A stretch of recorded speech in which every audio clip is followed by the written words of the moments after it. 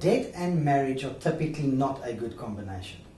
And many people who have experienced or gone through the traumatic experience of divorce will tell you that in most cases it has to do with financial circumstances.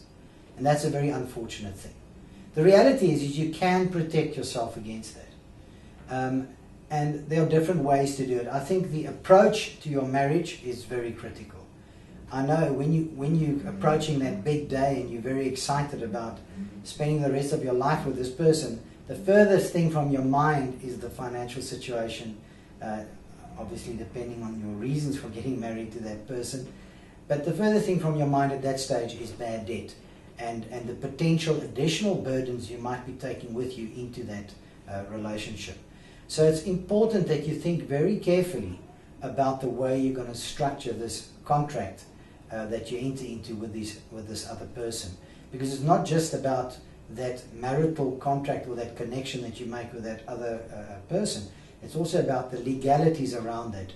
And I would strongly advise any person that is going or planning to get married to actually seek the advice of a qualified legal professional to give them all those options, to present you with all those options that you should be considering to protect yourself from a potential debt trap when you get married. One of the ways to protect yourself when you get married, firstly to protect your own assets as well as for your partner to protect theirs. There could be a variety of reasons for you to do this, as unromantic as it sounds. From a business perspective, especially if one or both of you are in private business, it could be advisable to enter into an antenuptial contract.